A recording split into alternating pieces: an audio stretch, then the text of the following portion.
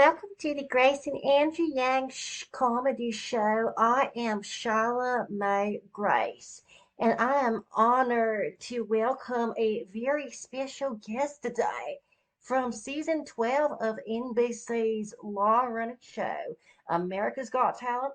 Please give a hand for the amazingly talented impressionist and singer, Mr. Daniel Ferguson. Hi, thank you so much for having me. Thank you for being on my show. It's an absolute honor. Yeah, it's an honor to be here. Yeah.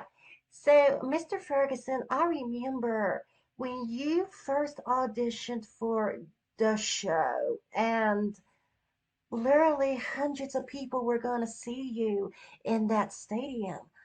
Now we know that your audition video was actually seen by more than 40 millions of people around the world. Do you ever hear people calling out your name on the streets trying to get a photo of you? I can't say that happens a lot at all. I did get a few people occasionally who would recognize me back when my episode did air 4 years ago, but nowadays it's very few and far between, if any at all, who recognize me. At that moment, did you want to scream out, I'm not Britney Spears, leave me alone? I've never done that. No, I haven't. Do you want me to do that? Uh, can you impersonate her? Um, I don't know. I could certainly try if you'd like me to. Well, Let's see. mhm. So what's the line? What's the line that I should say? uh, I'm not Britney Spears. Leave me alone. Okay. Um, I'm not Britney Spears. Leave me alone. Something like that. I see you got a little, what's his face? A Crocker in you, huh? Oh, Crocker. Yeah, Yeah. I guess I that probably came out a little bit. Yeah.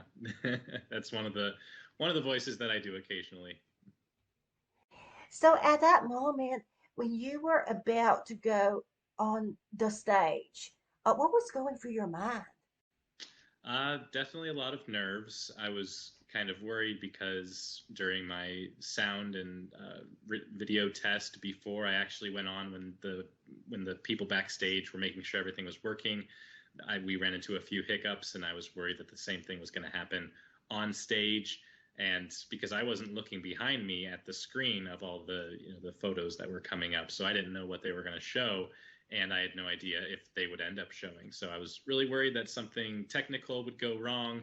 I was worried that I was gonna forget the lyrics or forget an impression. So just a lot of nerves, I'd say.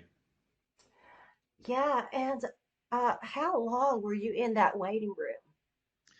Oh gosh, I was probably in that waiting room for at least 7 hours. I got there around noon that day, and they had me sort of just sitting around interacting with some of the other contestants and also doing some recording for interviews, just some small snippets that they would ask me like a quick question, and then I'd answer them, and then they'd go on to somebody else. But I was probably there just sitting around most of the time, and it was about 7 hours. I didn't get to go on until 10 o'clock at night, something like that, Mhm. in when I was in Los Angeles, and that just made my nerves boil up even more.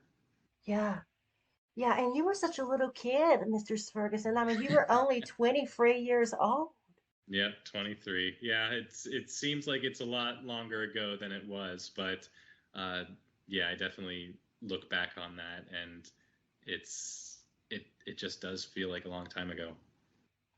Yeah, I mean, it's hard to expect a kid at 23 to react the way that an adult might imagine they would react on national TV. Uh, Mm. you were very nervous, I assume. Oh, absolutely. Yes. Yeah, definitely. And it didn't help anymore that everybody kept asking all the producers, when I was doing the interviews, they were constantly asking me to appear nervous too, because they have different ways that they want to play off people's emotions when they're Oh, recording and when they're showing it on TV. ratings. Yep, exactly. Yeah, that's how you get the ratings for the show. Yeah. And I mean, Mr. Ferguson, you are beyond a shadow of doubt one of the most talented people I've ever seen on the show. And I Thank you. watched the show for the acts, okay? I could give a damn about the comments from the has been panel. Okay, I mean, you were doing impressions like nobody has ever seen. Thank you How did very it much. feel for somebody as talented as you to be standing before and judged by people who were clearly far less talented than you? Well, I never saw it that way. I think I didn't really know a whole lot about the judges to begin with. I mean, I knew some of their background, like Howie Mandel and Simon Cowell, not so much Mel B or Heidi Klum. So, personally, for me, I wasn't, one of those people who was obsessed with these particular celebrities, even meeting, uh, the host at the time. And for me, I was just focused more on the act. But I mean, it definitely was a very surreal experience, being able to perform in front of judges. I mean, even though they don't do the same thing as me, they might not necessarily appreciate or understand my talent. The act that I did, I still had the chance to perform in front of them. People who are known very well in the TV industry, at the very least currently, for judging people on their ability to do something amazing, something that people would consider talent. Well, I have to say, besides being talented as you are, you're also very humble. Thank you very much. Yeah. I try to be. Because the truth is because that's what we do on our show. We make fun of the truth. I mean, or I should say Simon Cowbell, as I like to call him. He doesn't sing, he can't act, he certainly can't dance or be funny. So, I mean, he might be good at business, I guess, but that's not something that entertains me. So, and at the end of the day, he's just another critic that somehow lets people got attention to. And then we have Heidi Klum. What does she do? I think she strikes She's a poses. model. Yeah. Okay. And then Mel B, who I think she walks, she thinks she walks around like she Mariah Carey, and no, I mean she was part of a girl group called the Spice Girls, who had That's like right. one worldwide hit, and she wasn't even the lead singer. So yeah, and Howie, I really don't know. How did he get famous?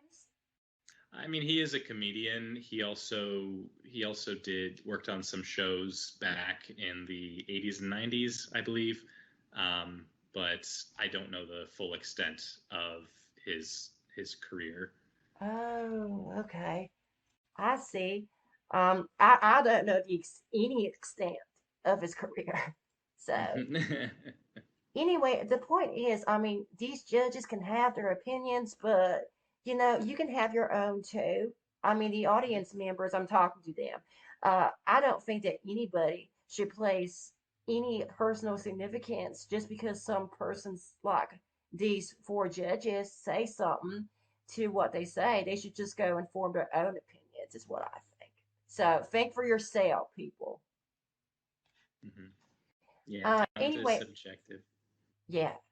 So anyway, back to your audition, Mr. Ferguson. Your act consisted of you doing multiple impressions of cartoon characters to some pop song, including That's one right. where you impersonated Mr. Cowbell himself. Yes, I did. Did you change up any of the lyrics to suit your characters? I did not. No, I I had the idea to when I first auditioned, but the producers actually decided that that's not what they wanted for that particular for that recording of my act. They didn't want to include any lyric changes. They wanted it to be the genuine song, just so that people would actually recognize it. Oh, okay. But I couldn't recognize that song for the life of me. I mean, what on earth Yeah. was Cake by the Ocean? It was a big song by the band DNCE. They were led by their lead singer Joe Jonas, member of the Jonas Brothers. Now they're all revived now, the Jonas Brothers, but he was the lead singer for DNCE. It was a big pop song that came out, I want to say, back in 2015 or 2016. But yeah, I found out about it actually working in radio. So I heard it while I was working at my local radio station. Oh, you work at a local radio station. Yeah, back then I did. Yeah. Oh, congratulations. I'm sure that Thank was you. a wonderful experience. You're the next Oprah. Maybe, I don't know. We'll see where I go from here. Can you do impression of Oprah? Oh no, I could not do an Oprah impression. I struggle with female voices in general. So it's because my voice is just very naturally deep. It's hard for me to get very high. So I would not want to try to do an Oprah impression. I would not be able to do her justice. Oh, so anyway, the reception after your performance was universally positive. At that moment, how did you feel hearing all them compliments? It was a moment of elation. Again, like I said, very surreal. I couldn't really tell what I sounded like because the music was so loud when I was performing that I could not hear myself singing. Yeah. So I was just hoping, like praying that I was going to come off as decent to the judges. So to hear their kind words, it was definitely very encouraging for me, and again, surreal. I I wasn't expecting it, and I just felt really happy in that moment. Yeah. And I mean, it was much more than decent, I can tell you. Thank you. So, if you were to rate yourself, Mr. Ferguson, what would you give yourself? Like a 10, 10, 10? Oh gosh. I'd give myself probably a 7. I don't know if that's what other people would give me, but I'd give myself a 7 because I do know that there's a lot of room for improvement for me. I think back then, maybe 4 years ago, I I definitely had a lot of improving to do back then. I think I've improved myself since then in the last 4 years. I'd like to think so, Mhm. but I'm definitely not done. I'm definitely not done honing my skill and getting better. So still working on it. So I'll give myself a 7 for now. Well, you could always get better. So, Yeah, no, that's the plan. Yeah, just keep getting better. So I'm at a 10 for myself right now, but that 10 will just keep becoming a higher level as I go on. yeah, and like 100 or a Yeah. million. Just keep increasing the scale. Yeah, exactly. Yeah, so moving on to judge cuts, which, by the way, I think would be more appropriate to name it jury cuts, okay, because those four people are jurors who Hmm. were rendering verdicts for everyone, which, for all of you who don't know about the law, judges in the court do not decide the verdict. So I understand that they were only selecting seven acts to move forward out of like 20. Is that true? Yeah, so the way that it worked was yes. So for my slot, they had several different groups of acts that they had to choose from, but each group was about 20 acts, and they had to narrow it down to, I think you're right, about 7. So it was 7 from my group of 20, and then 7 from 3 other groups of 20. So yeah, it was very nerve-wracking there too, because less than half of the people are going to make it on to the live shows. So it's tough. It's tough. The competition is even more fierce at that point. Yeah, I mean, first of all, a horrible concept. Okay, if I can comment, because that's how so many talented people get wrongly sent home before their time, as with you.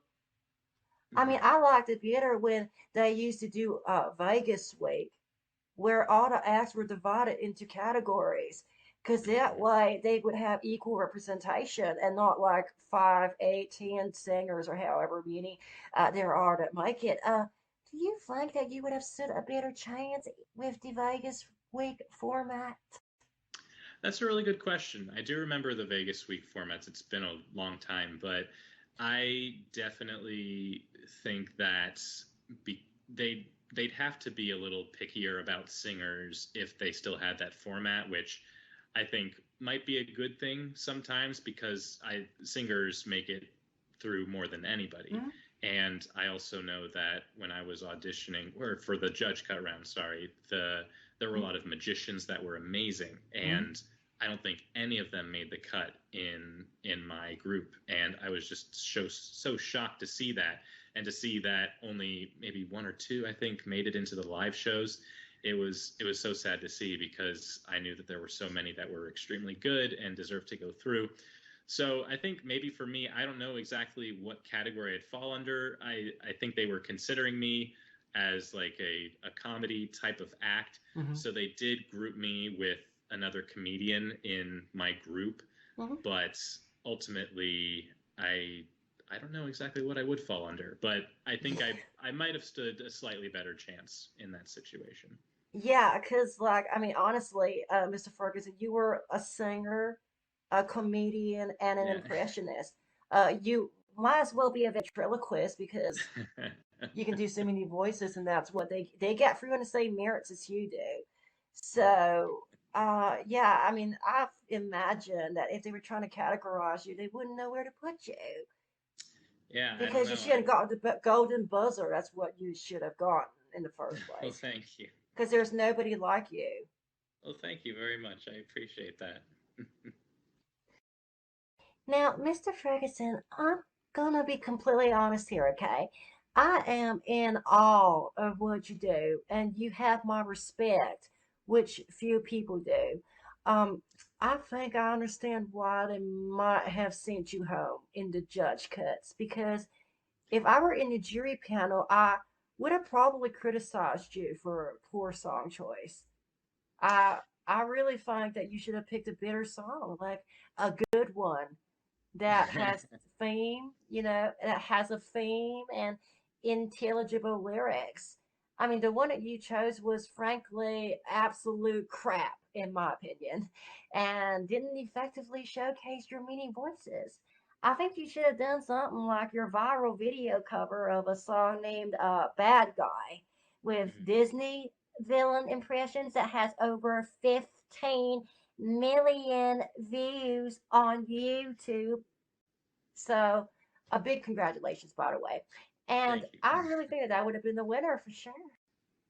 Yeah, it's tough. I mean, it definitely the song that I picked, "Sugar" by Maroon 5, was not the one that I wanted to go with by any means. I just gave the producers a list of songs to choose from, and that's the one that they ultimately decided they wanted to go with. So, unfortunately, I agree with you that it was not the best song for the voices, and also the voices were not the best for for me personally.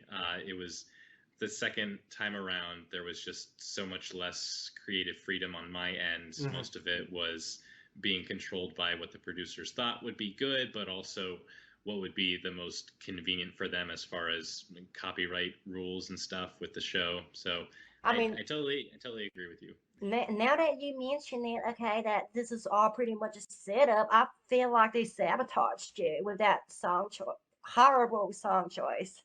Yeah, So, I don't know. I don't know. I really think they had a certain idea in mind, and ultimately it just didn't really pan out for anyone. And even the judges were, I mean, they saved some of less critical, or sorry, more critical. They saved some of the more critical comments and didn't air those, but the judges did say that they weren't thrilled about the song choice, and especially Simon. I'd say he was probably the most critical, but they did not include all of his negative comments in there, which I was okay with. Not everyone seeing that on TV, but definitely hearing them in person, I knew from the start that I wasn't necessarily going to like what the act that I was going to put on that time around, but I was at the mercy of the producers. Mm. That's very unfortunate because if I were running the show and I was on a jury, I would have still kept you because there was nobody else doing anything similar to what you did. Well, So, thank you very much. Mr. Ferguson, at that moment when you knew that you were not moving on to the live shows, how did that make you feel? I was a little heartbroken. I'm not gonna lie. There were a lot of tears in that moment. It kind of hit me full force. Just that realization almost immediately, and I kind of had a feeling that it was going to happen too. I tried to prepare myself for it, but ultimately it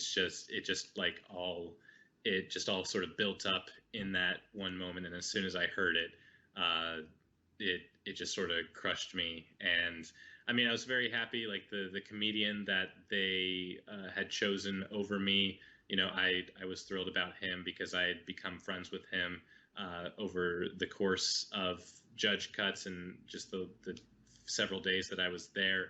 And his name is Preacher Lawson. He's a very popular among the AGT contestants who are still doing stuff these days, and he's definitely made a name for himself. But he and I still keep in touch, and I mean, he's just a very sweet person. So Uh-huh. he and I are on good terms, and there's no bad blood or anything like that between us. But yeah, definitely a whole lot of emotions. But I mean, everybody after that was still very supportive, even though they knew that it was, kind of just a very emotional moment.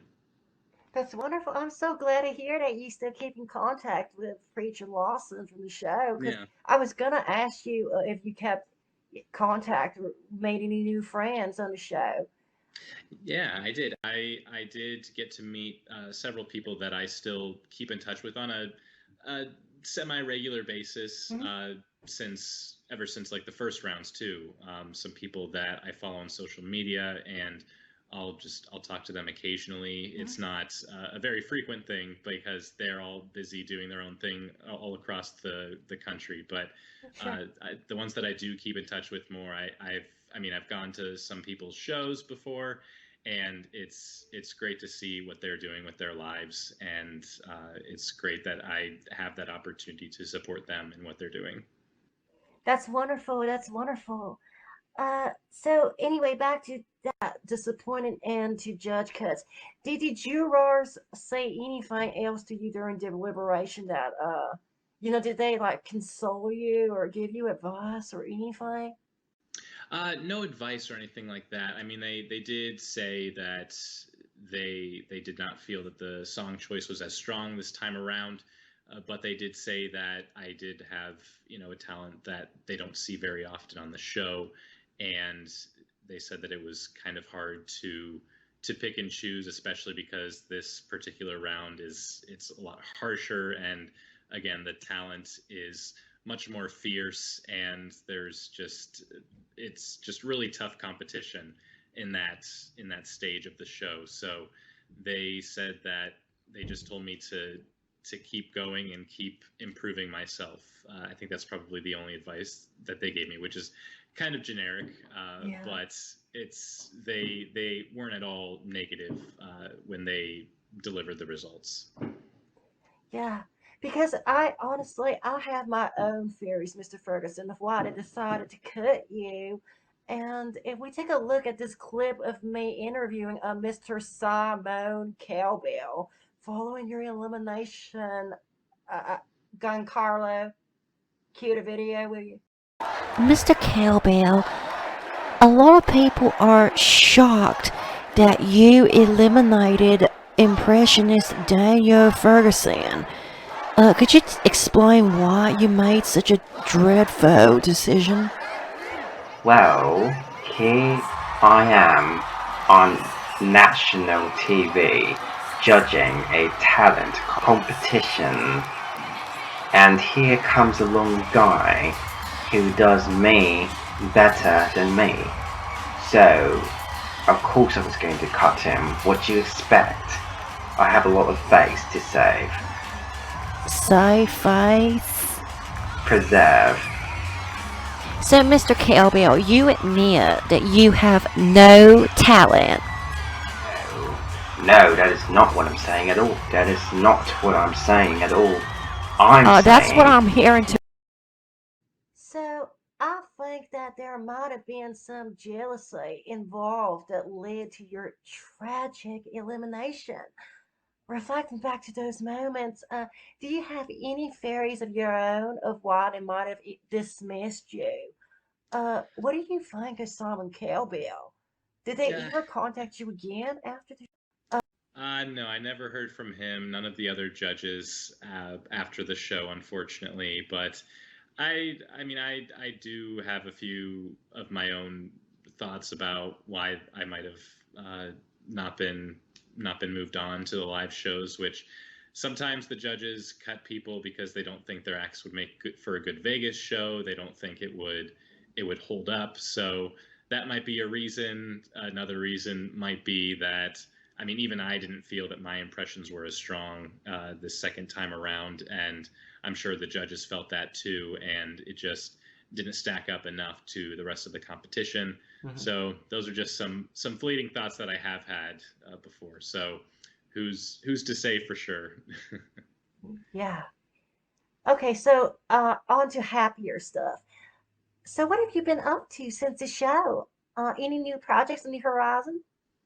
I have been auditioning for different pieces, different projects, and things like that. I know COVID has made things a little more difficult. A lot of work from home type of auditions that are still available, thankfully, but not a whole lot going on in the voiceover realm right now, aside from just working on my YouTube channel. Mhm. It's my biggest focus, I think, right now. Not to the point where it's a full-time job, but that's where I'm spending most of my creativity is just trying to make that channel a little bit bigger and get some sponsors for my channel and just keep auditioning any chance that I have in between my jobs that I'm working.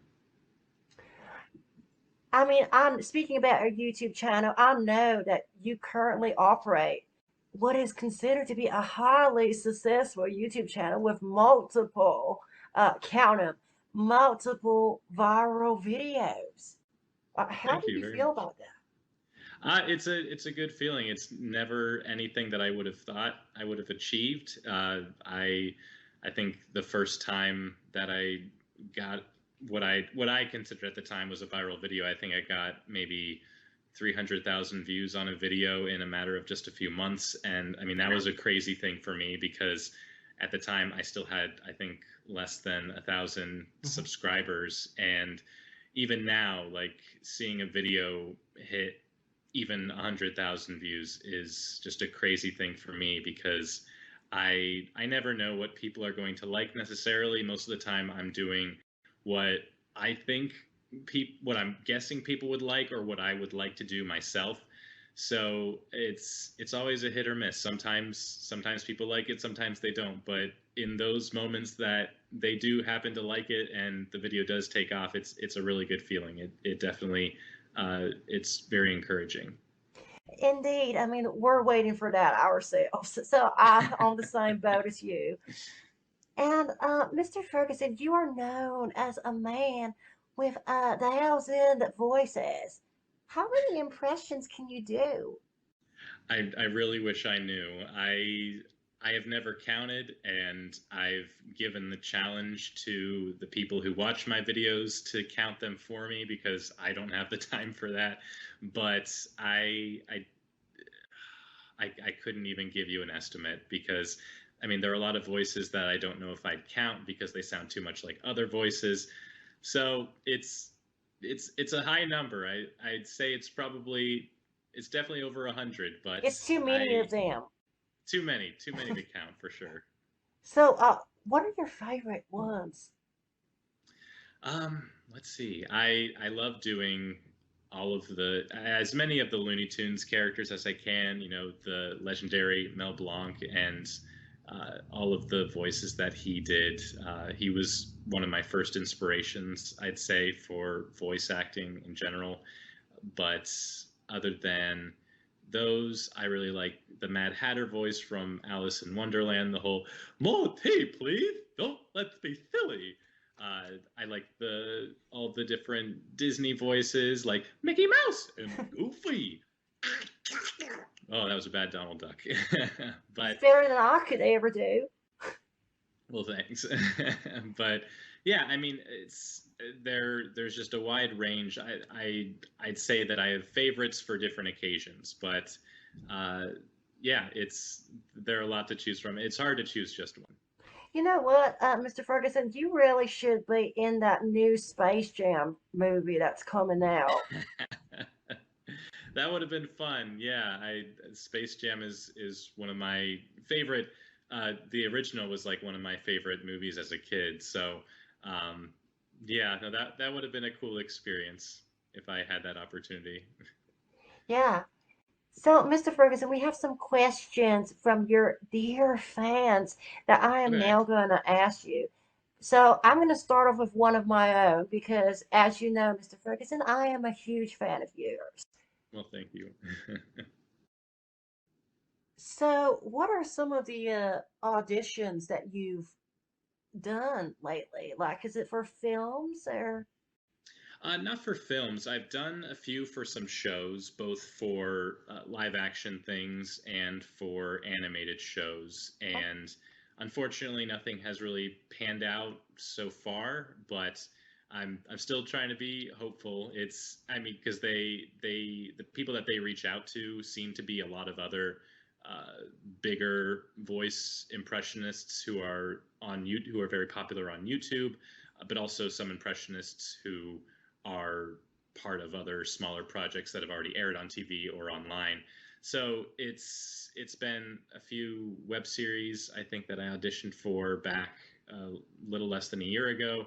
I also auditioned for a sketch comedy to be a host for that. And I mean, some I haven't even heard back from, so who knows if they even started anything? Maybe I will hear back. Who's to say at this point? But we'll fingers crossed that something comes along soon. well, you're welcome onto my show anytime. Well, thank you. I appreciate that offer. I might take you up on that. Yeah, absolutely. So, I mean, you haven't even met our dear Andrew Yang, America's next top model and future president. Yeah, I've heard about him. Yeah. So, okay, so now from your fans. So, the first question asks, what fuels your passion? Oh, that's a really good question. I guess the idea of I guess just the idea of being that voice that people recognize in cartoons, the thought of that, because I know when I was a kid, before I really knew about voice actors and things, I would just always recognize, little characteristics of that same voice actor in the different characters they played, even though I didn't really know myself that it was the same person. So to be where I am now and to understand voice acting on a much higher level, it's so great to be able to recognize, oh, I know this voice actor in this character, and I also recognize them here, and uh, I want to be able to be that kind of person for other people, even if they don't know my name. Just people being able to recognize my voice in the different projects that I do. It seems like an exciting thing, and also the idea of being a voice actor means that you could be pretty much anything. You could be a doctor or a superhero. You could be a rock. Like there are so many things that a voice actor can be that even just a regular actor couldn't necessarily be.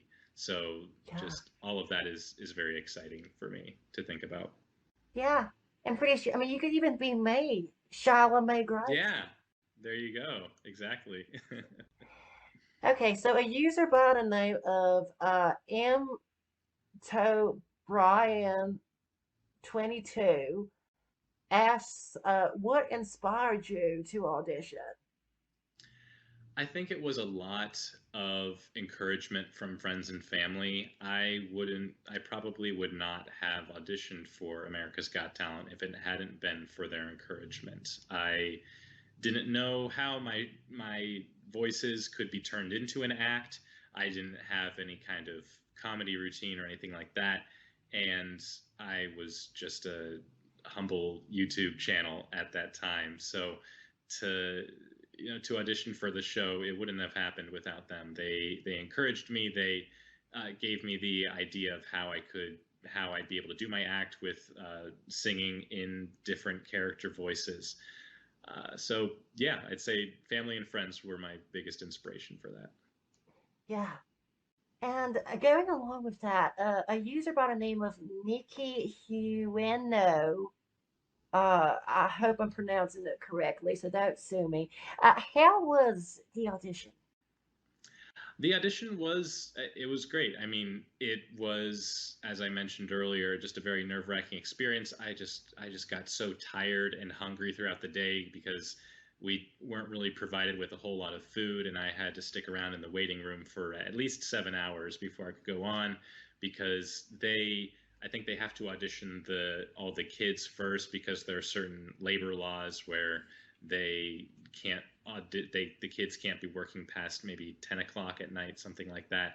So they had to make sure all of the younger people under a certain age got on TV first, and then everybody else could go after that. So I was waiting pretty long before I could actually go on. But so by the time I did go on, I was very drained. Like all my nerves had completely drained me of my energy.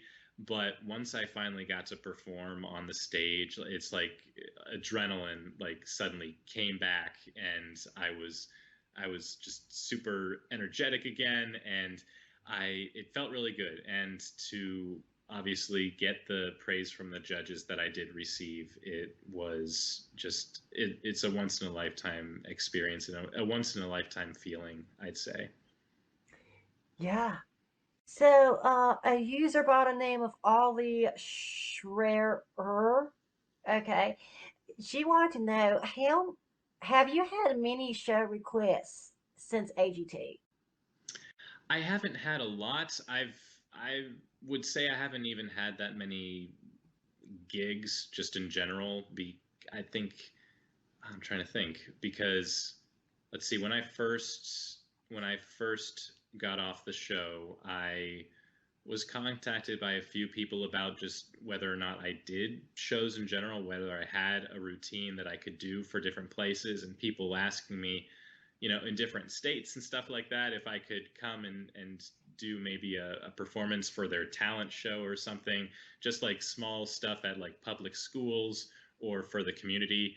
And it was one of those things where they weren't able to pay for my travel, and I couldn't afford to pay for my own travel. So nothing that ever really panned out. I did do I think two charity events back in my home state when I first got off the show, and that went pretty well. I put together just sort of like a short 15-minute routine with some songs and some impressions, but that was just within the first year of me being on the show. After the first year, I haven't really heard from anything. Haven't heard from anyone or anything. Hmm. I mean, of course, you would count mine as a request. Of course, yes, yours obviously would be, but I mean, it's been very scarce since I've been on the show. Yeah, it's very unfortunate, but hopefully, now moving forward, you'll get many requests, especially after as we grow together. Yeah, exactly. Yeah, I'm hoping for that too, for sure. Yeah. So now we move on to a user named Spencer Femo, who was wondering, what was your favorite Pixar movie? My favorite Pixar movie would, right off the bat, Monsters Inc. I loved seeing that movie in theaters as a kid, and I think it still holds up for me today. It's a great slew of actors in that movie, a great story.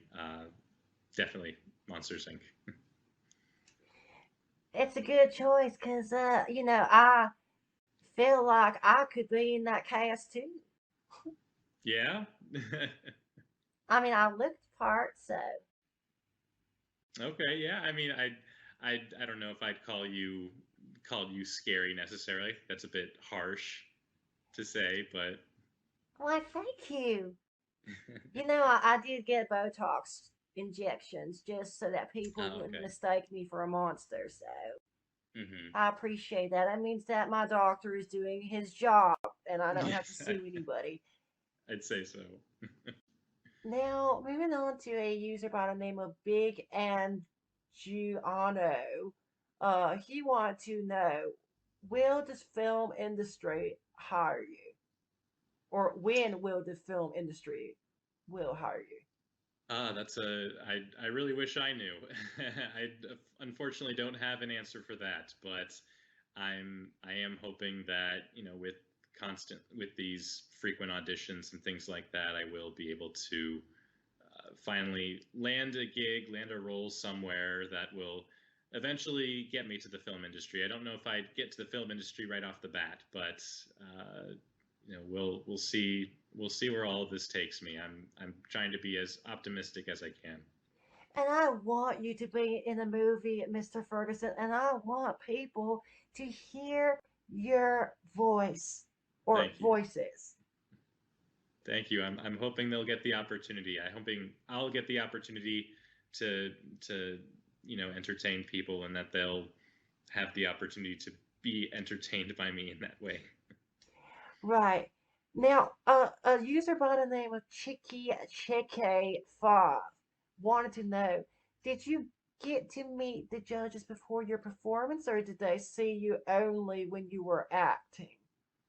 I actually did not get to really meet them at all. I met Tyra Banks, the host of the show, at the right before I went on, and that was about it. All the other judges, they were busy with all of the other acts and deliberating and everything. So I think maybe I was within 10 feet of Howie Mandel at one point in the waiting room because he was working with the producers, but didn't get to talk to any of them beforehand or even after the fact. So very very little time to get to know them before the show.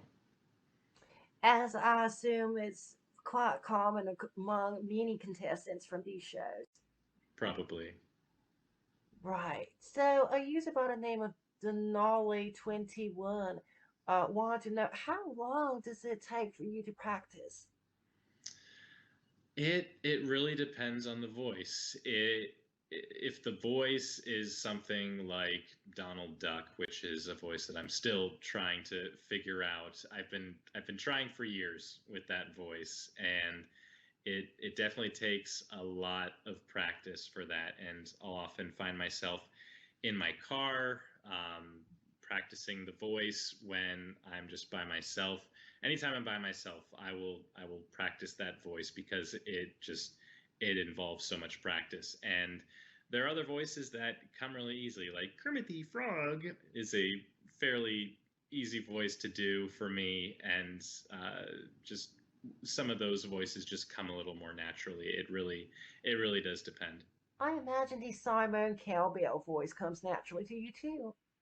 Uh, it took a little bit of time. I'm not gonna lie. It didn't come easily to me at first. It was kind of tweaked from a Jack Sparrow impression, and the producers wanted to see if I could do something like Simon Cowell, since I mean Jack Sparrow is sort of British, has a sort of British sounding voice, so they thought that I could do that. But it did take me, I'd say, a few weeks to get it down to the point where it was when I auditioned for the show. So it took a little bit of time.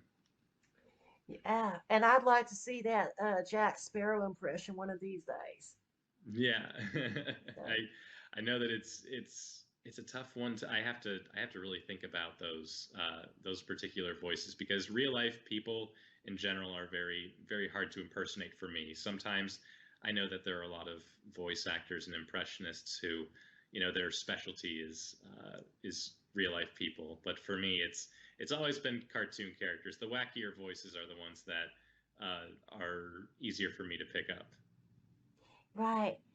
So, well, one more question from here by username Tyler J. Kronk. He wanted to know who was the favorite contestants that you interacted with? I'd have to say what I said earlier. Preacher Lawson was definitely the biggest one for me. He was right off the bat really encouraging, and the producers kind of played off our interactions a little bit with the show. They kind of forced us to interact a little bit because he was a comedian and I was considered to have a comedy type of act. So we sort of had to interview with each other, interact, and we had to react to each other's auditions too. So we kind of had a chance to bond over that. So I definitely say that he was the one I got to speak to the most. So he was probably my favorite person to meet, with my favorite contestant to meet during the show. And he's just a very supportive person. He's so energetic, super down to earth, and definitely one of the friendliest people I've ever met. So definitely my favorite contestant. Well, shout out to Mr. Preacher Lawson. And Yeah, uh, if you're ever wanting to come onto my show, I would gladly welcome you. that would be great. Yeah. So, with that, it looks like our time is coming to an end, but I would Uh, like to give a huge thanks to our special guest, Sir Daniel Ferguson. Thank So, you very much, Ad. Thank you so much for having me. It's been an honor. thank you. So, everyone, Lady Justice wants you to subscribe and to support Mr. Ferguson on Patreon. Yes, that would be great. Thank you. Yeah, do it because it's the right thing to do. And also, please subscribe to Starry Network and support us on Patreon. We do all sorts of creative things like poetry, podcast discussions, singing videos, art, and even original music. So if you enjoy comedy, check out the other episodes of our comedy show, The Grace and Andrew Yang Show, exclusively on the Starry Network YouTube channel. All links are in the description below. I'm Shilah Mae Grace, not Nancy Grace. Great. Farewell. Bye.